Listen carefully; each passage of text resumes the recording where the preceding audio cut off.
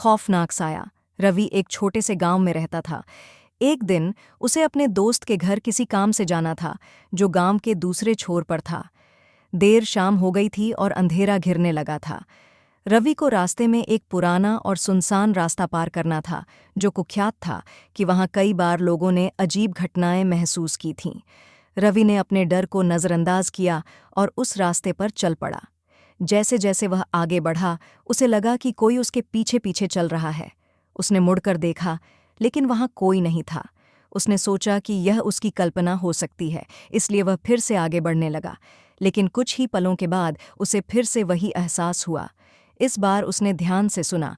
कदमों की आवाज़ उसके कदमों के साथ मेल खा रही थी। रवि के दिल की धड़कन तेज हो गई।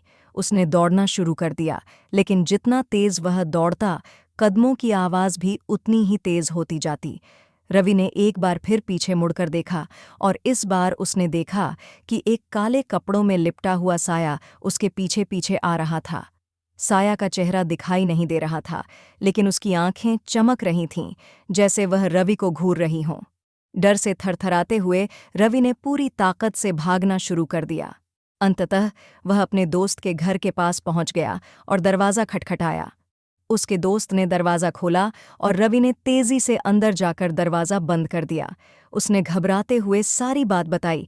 उसके दोस्त ने उसकी हालत देखकर उसे पानी दिया और उसे शांत करने की कोशिश की। जब रवि ने थोड़ा सहज महसूस किया और बाहर देखा, तो वह साया वहां नहीं था, लेकिन उसकी आंखों में अब भी वह खौफनाक चेहरा बसा हुआ था।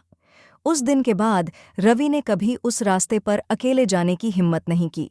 शिक्षा: कभी कभी हमारी कल्पना हमारे डर को वास्तविकता से ज्यादा भयानक बना देती है। लेकिन जो रवि ने देखा था, वह क्या सिर्फ कल्पना थी या सचमुच कुछ अलौकिक? यह सवाल हमेशा रहस्य ही बना